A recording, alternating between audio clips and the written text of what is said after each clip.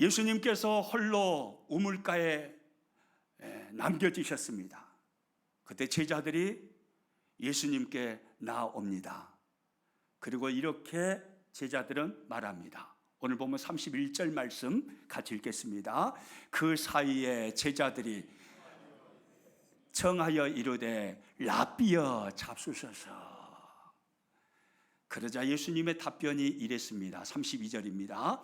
이르시되 내게는 너희가 알지 못하는 먹을 양식이 있느니라.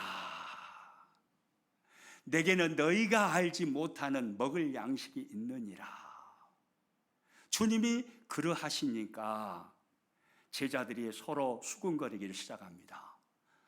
우리가 알지 못하는 사이에 누가 잡수실 것을 갖다 드렸나 보다. 제자들은 오로지 육신의 양식만 생각하고 있는 것이죠. 답답하신 예수님께서 34절에 이렇게 말씀을 하십니다. 같이 읽습니다. 예수께서 이르시되 나의 양식은 나를 보내신 이의 뜻을 행하며 그의 일을 온전히 이루는 이것이니라. 예수님께는 다른 양식이 있다는 거예요. 그 다른 양식이 어떤 양식입니까? 따라서 합니다. 나의 양식은 나를 보내신 이의 뜻을 행하며 그의 일을 온전히 이루는 이것이니라. 예수님께서 하시는 말씀이 무슨 말씀입니까? 나의 양식은 하나님의 뜻을 행하고 하나님께서 나를 통하여 이루시기를 원하시는 그 일을 행하는 것, 그것이 곧 나의 양식이다. 하나님의 일을 감당해내는 것이 나의 양식이다 라고 주님은 말씀하신 것입니다. 그러면 하나님 아버지께서 우리 예수님께 맡기신 하나님의 일은 어떤 일이었을까요? 마가복음 1장에 가서 보시면 가버나움에서의 예수님의 하루의 사역이 기록되어 있습니다. 아침 일찍이 예수님은 가버나움 회당에 들어가십니다. 그리고 말씀을 가르치십니다. 회당 안에 귀신 들린 사람이 있었습니다. 예수님은 그 귀신 들린 자에게서 귀신을 쫓아내 주셨습니다. 그리고 곧 이어서 오후 시간에 예수님은 시몬 베드로의 집을 찾았고 시몬 베드로의 장모의 열병을 고쳐 주셨습니다. 해가 저물어 갔습니다. 시몬의 동네에 소문이 이미 난 것 같습니다. 예수님께서 시몬의 집에 들어가셨다라고요. 해가 저물었는데 동네 사람들이 수많은 병자를 데리고 왔습니다. 귀신 들린 자를 데리고 왔습니다. 시몬의 집 앞에 인산인해를 이루었습니다. 수많은 병자들과 수많은 귀신 들린 자들이 몰려들었습니다. 그때 예수님은 어떻게 하십니까? 한 사람 한 사람씩 각색 병든 자 한 사람 한 사람을 모닥뜨려서 고쳐주시는 게 아니라 한 사람 한 사람을 일일이 예수님은 고치십니다. 귀신을 쫓아내주셨습니다. 그 일을 마치시니 시간이 몇 시나 되었을까요? 정확하게 알 수는 없지만 깊은 한밤중이 되었을 것입니다. 예수님은 아침 일찍부터 저녁 늦은 시간까지 녹초가 되도록 사역하셨습니다. 그리고 잠깐 눈을 붙이시고 그 다음 날이 되었습니다. 예수님의 그 다음 날 새벽 시간을 성경은 이렇게 표현하고 있습니다. 마가복음 1장 35절 말씀 같이 읽습니다. 새벽 아직도 밝기 전에 예수께서 일어나 나가 한적한 곳으로 가사 거기서 기도하시더니 새벽 아직도 밝기 전에 동트기 전에 예수님은 한적한 곳을 찾아서 거기서 뭐 하셨다고 합니까? 기도하셨다고 그럽니다. 이분이 저와 여러분의 주님이세요. 저와 여러분이 제자로 따라야 할 주님의 모습이 바로 이 모습이에요. 예수님은 전날 녹초가 되도록 사역하셨습니다. 아침부터 저녁 늦은 시간까지 한밤중까지 몰라요. 저녁 12시에 끝났는지 아니면 새벽 시간에 끝났는지 알 수 없습니다. 늦은 시간에 끝났을 것입니다.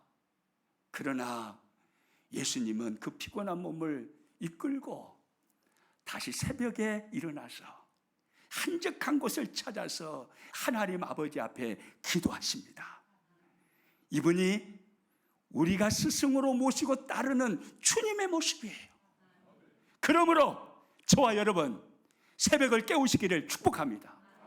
새벽을 깨워서 기도해야 됩니다.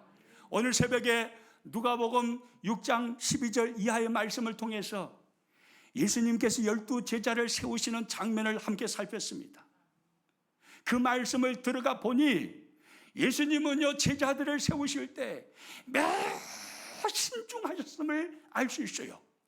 누가복음 6장 12절 13절 말씀 같이 읽어봅니다. 이때에 예수께서 기도하시러 산으로 가사 밤이 새도록 하나님께 기도하시고 밝음에 그 제자들을 부르사 그 중에서 12를 택하여 사도라 칭하셨으니, 예수님께서 제자들을 세우실 때 대충 세우신 게 아니에요.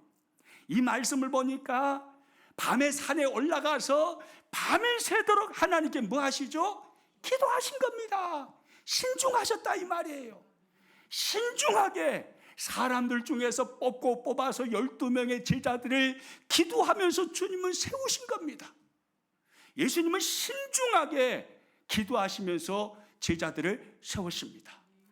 오늘 저와 여러분에게 직분을 맡기심도 동일한 줄로 믿습니다. 대충 뽑으셨을까요? 아니요. 주님은 교회를 통해서 신중하게 고민하시며 신중하게 여러분들에게 직분을 맡겨주신 것입니다. 저는 목사라는 직분, 그리고 여기 계신 분들 중에 장로님이라는 직분, 권사님이라는 직분, 안수 집사님이라는 직분을 맡겨주셨습니다. 서리 집사님이라는 직분을 맡겨주셨습니다. 여러 가지 직분을 주님은 신중하게 고민하면서 우리들에게 맡겨주신 것입니다. 여러분 생각해 보십시오. 신중하게 직분을 맡겨주셨을 때는 주님께서 기대하시는, 우리를 향하여 기대하시는 우리의 역할이 있는 것입니다. 장목사, 내가 너에게 목사로 안수를 부어줄게. 그때는 목사라는 직분을 가지고 인기 누리다가 사람들에게 명예 얻다가 그냥 떵떵거리며 살다가 죽어서 천국 가라 이런 이야기가 아니에요. 목사라는 직분을 맡겼을 때는 너는 하나님의 교회를 든든히 세워야 돼. 나의 교회를 건강하게 세워야 돼. 많은 영혼에게 복음을 전해서 하나님 나라 일꾼으로 세워가야 돼. 하나님 나라를 확장시켜 가야 돼. 내가 너에게 이 역할을 주면서 목사의 직분을 주는 거다. 이런 의미가 담겨 있는 것입니다. 맞습니까? 틀립니까? 맞아요. 역할이 있는 거예요. 여러분 이 역할을 무슨 힘으로 감당해내렵니까? 내 힘으로 됩니까? 안 됩니다. 예수님은 성부 하나님께서 예수님께 맡기신 역할이 있었습니다. 그 역할을 감당하시기 위해서 예수님이시면서 하나님이시면서 예수님은 우리들에게 모범을 보이신 것입니다. 그분은 기도할 필요가 없으신 분이에요. 왜요? 그분은 하나님이시니까. 그러나 역할을 받은 자는 이렇게 역할을 감당해야 한다라는 것을 가장 모범적인 모습으로 보여주셨습니다. 그게 뭡니까? 새벽 기도입니다. 새벽을 깨워야 되는 거예요. 새벽을 깨우지 않고 어찌 역할을 감당합니까? 새벽을 깨우지 않고 제가 새벽 예배 드리지 않고 목사의 직분을 감당할 수 있을 것 같습니까? 근데 왜 그것은 목사에게만 적용하고 여러분 자신에게는 적용하지 않습니까? 왜 장로님들은 새벽 예배 안 나와도 역할을 감당할 수 있을 거라고 착각하십니까? 왜 권사님들은 새벽 예배 안 나와도 역할을 감당할 수 있을 것이라고 착각하십니까? 왜 안수 집사님들은 새벽 예배 안 나와도 나는 능히 이 역할을 감당하실 거라 착각하십니까? 착각입니다. 역할을 감당하려면 기도의 무릎을 꿇어야 되는 거예요. 아멘입니까? 기도의 무릎을 꿇어야 돼요.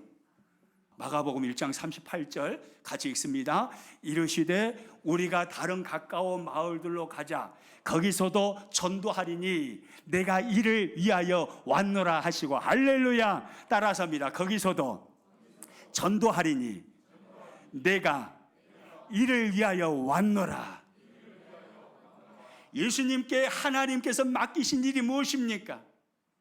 예수님을 향한 하나님의 뜻이 무엇이며 예수님을 통하여 이루시고자 하시는 하나님의 일이 무엇입니까? 주님은 말씀하십니다. 거기서도 전도하리니 내가 이를 위하여 왔노라. 예수님은 하나님께서 주님께 맡겨주신 일이 전도라고 말씀하셨습니다. 그것이 하나님의 뜻이었고 하나님의 맡기신 일이었습니다. 그러기에 오늘 본문으로 돌아가 보세요. 오늘 본문에서 제자들에게 예수님께서 내게는 너희가 알지 못하는 다른 양식이 있느니라 이렇게 말씀하셨을 때 제자들은 서로 그렇게 말합니다. 우리가 모르는 사이에 누가 잡수실 것을 갖다 드렸나 보다. 그때 답답하신 주님께서 오늘 보면 34절에서 분명히 이렇게 말씀하죠. 다시 한번 읽어봅니다. 시작. 예수께서 이르시되 나의 양식은 나를 보내신 이의 뜻을 행하며 그의 일을 온전히 이루는 이것이니라. 할렐루야. 나의 양식은 나를 보내신 이의 뜻을 행하며 그의 일을 온전히 이루는 이것이니라. 무슨 말입니까? 내가 사마리아 여인, 수가성 이 여인, 타락한 이 여인을 전도해서 이를 구원했다 이 말이에요. 그래서 이 여인이 나를 만나서 나를 믿고 예수님 믿고 기뻐서 뛰면서 돌아갔다 이 말입니다. 그 모습을 보니까 내 배가 너무나 부르다 이 말이에요.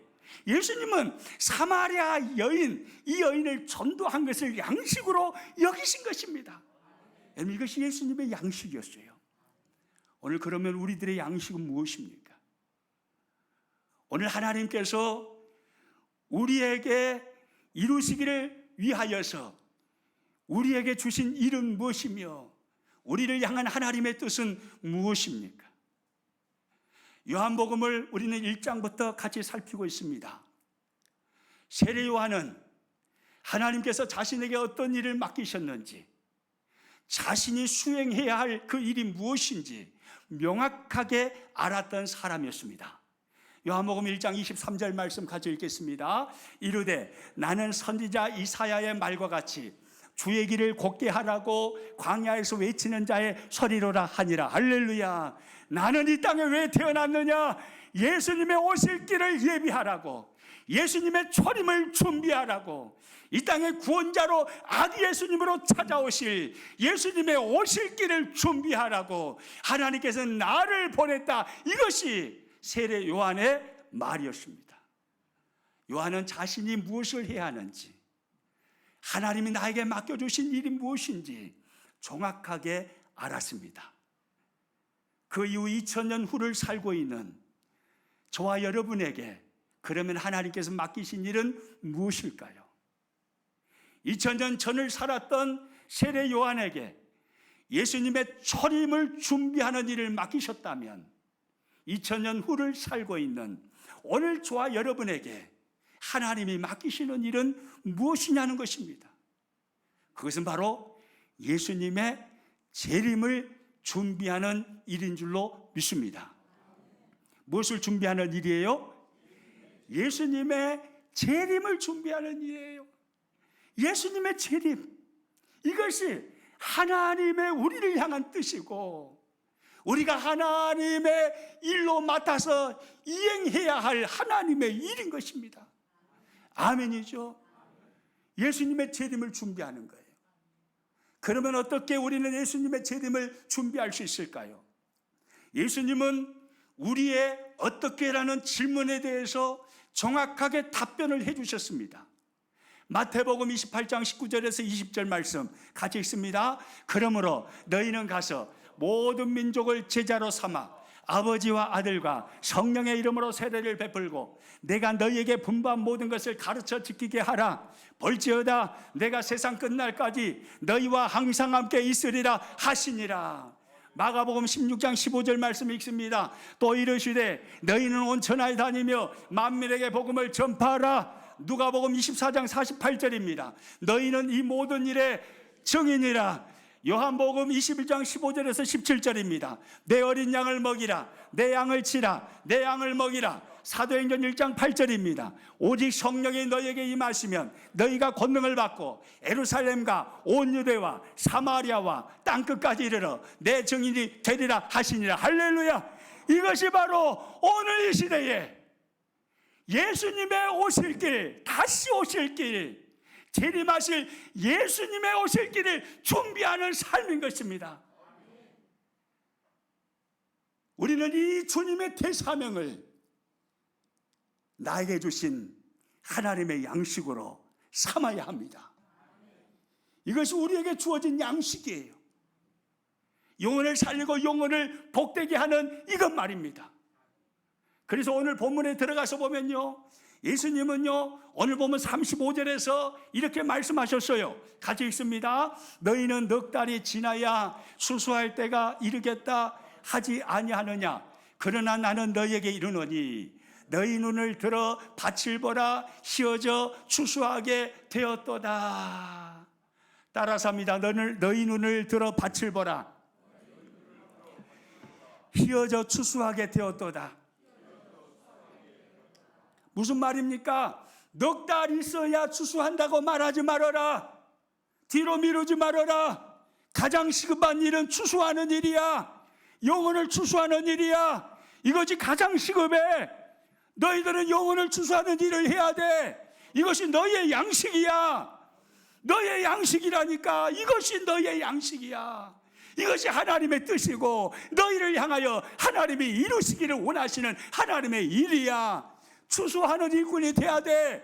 이게 주님의 음성이에요. 아멘입니까?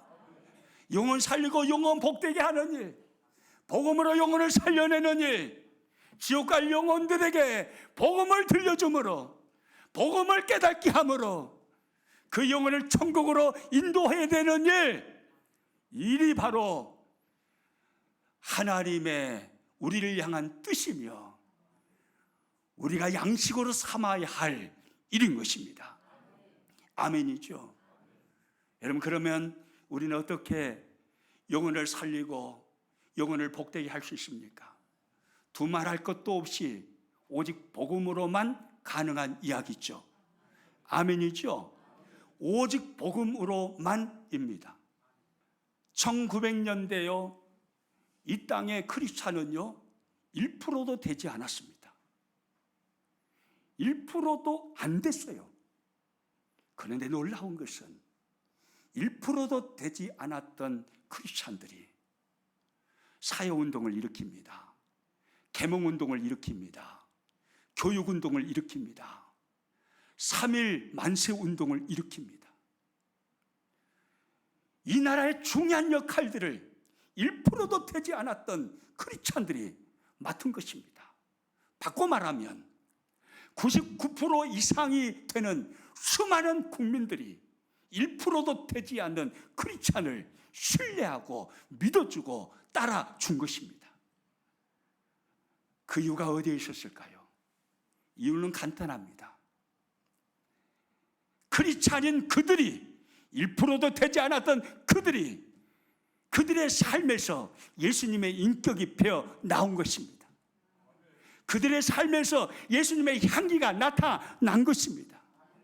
그들은 단순하게 하나님을 믿는다는 것은 신앙과 형식이라고 생각하지 않았습니다. 하나님을 믿는다는 것은 사는 것이라고 생각했습니다. 말씀을 따라 사는 것, 예수님을 주인 삼고 살아가는 것, 예수님을 따라 살아가는 것, 이것이 하나님을 믿는 것이라고 1900년도에 우리 믿음의 선조들은 그렇게 생각했습니다. 우리가 잘 아는 요한복음 1장 1절에서 4절은 성경에 이렇게 말씀하고 있죠. 우리 같이 한번 읽어봅니다. 태초에 말씀이 계시니라.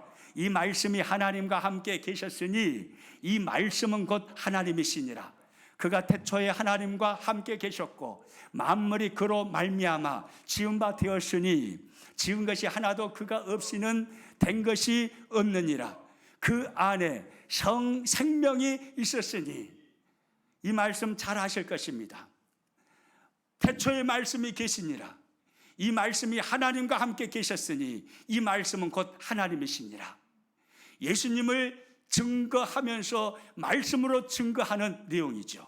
그런데 우리 개혁 성경, 개혁 개정판 성경 요한복음 1장 1절에서 4절을 이렇게 우리는 보고 있는데 1900년대 우리 믿음의 선조들이 가지고 있었던 예수 성교 전서, 그분들이 보았던 성경, 예수 성교 전서 요한복음 1장 1절에서 4절은 이렇게 번역을 했습니다.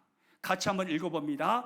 태초에 도가 있으되 도가 하나님과 함께하니 도는 곧 하나님이라. 이 도가 처음에 하나님과 함께함에 만물이 그 도로 말미암아 다 지어졌나니 지은 바 하나도 그 도를 말미암지 않고는 지음이 없느니라. 그 도 안에 생명이 있으니. 이것이 1900년대 우리 믿음의 선조들이 보았던 성경입니다. 그들은 요한복음을 이렇게 번역했고 이렇게 읽었습니다. 무슨 차이입니까? 그들은 하나님의 말씀을, 말씀이신 예수님을 길도자잖아요. 길도자. 저 길도자인지 아시죠? 하나님의 말씀이신 예수님을 따라가는 삶이 믿음이라고 생각했던 것입니다. 말씀을 따라가는 삶, 예수님을 따라가는 삶, 예수님을 따라가는 그 길을 가는 것이 믿음이다라고 생각한 거예요. 단순하게 고백이나 형식이라고 생각하지 않았습니다. 예수님을 따라 사는 것이, 말씀에 순종하여서 말씀이 나의 인생의 길이 되는 것이, 이것이 믿음이라고 생각한 것입니다. 그래서 그들은 철저하게 예수님을 주인 삼고 철저하게 자신을 부인하면서 말씀에 순종하며 말씀을 따라가는 삶을 살아낸 것입니다. 즉 복음을 살아내는 삶을 살았던 것입니다. 여러분, 여기에 답이 있는 거예요. 그들은 그렇게 살았어요. 그렇게 사니까 99% 이상이나 되는 국민들이 1%도 되지 않는 크리스찬들을 신뢰하는 거예요. 따라주는 거예요. 나라의 중요한 일들을 그들에게 맡겨주는 거예요. 그리고 따라오는 거예요. 그들이 세상을 변화시킨 것입니다. 오늘 우리들에게 회복되어야 할 일이 바로 이것인 줄로 믿습니다. 저는 그러기에요, 오늘 이 시대에 하나님께서 크리스찬들에게 주신 양식은 복음을 살아내는 삶이라고 생각합니다. 복음을 살아내는 삶이에요. 복음을 살아내는 삶을 통해서 세상을 감동시키기를 원하시는 거예요. 무너져버린 신뢰를 회복하고, 예수님 믿는 사람이 말하면 그것은 진짜다. 말했으면 그들은 행동한다. 신뢰를 주고, 그래서 세상을 변화시키는 것, 복음을 살아내는 것, 이것이 오늘 이 시대에 우리를 향하여 하나님이 찾으시는 양식이라고 저는 믿습니다. 저 여러분, 우리 신앙생활 그렇게 하기를 축복합니다. 대충 이게 아니라 말이죠.